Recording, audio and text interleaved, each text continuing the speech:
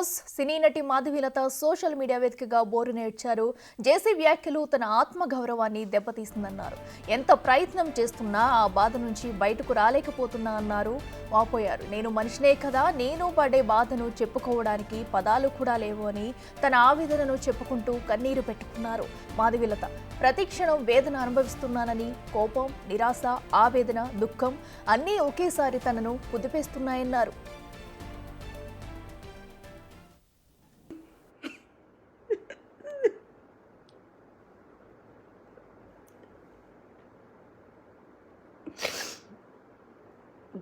చాలా ట్రై చేశా, నార్మల్గా ఉందామని, కానీ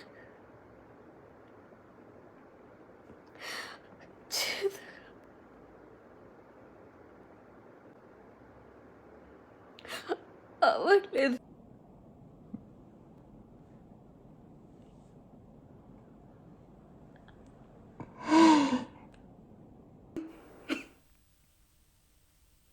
ప్రజలు, మహిళలు హిందూ ధర్మం కోసం నిస్వార్థంగా తన వంతుగా పోరాడుతుంటే ఎన్నోసార్లు ఎంతోమంది తన ఆత్మవిశ్వాసాన్ని చిదిమేయాలని ప్రయత్నం చేశారన్నారు. పదే పదే ఇవే మాటలన్నారని వాపోయారు. రూపాయి తీసుకున్నది లేదని అన్నారు. ఎవరికీ ద్రోహం, మోసం చేయకపోయినా కక్షగట్టి మాటలంటూనే ఉన్నారన్నారు. ఆడపిల్లగా ఎప్పుడూ సింపతి గేమ్ ఆడలేదని, విమెన్ ఫేవర్ లాస్ని ఉపయోగించలేదని, మగాడిలా పోరాడుతూనే ఉన్నానని అన్నారు. ఎన్ని కష్టాలైనా అధిగమిస్తా, నా ధైర్యాన్ని నేను కోల్పోనంటూ చెప్పుకొచ్చారు.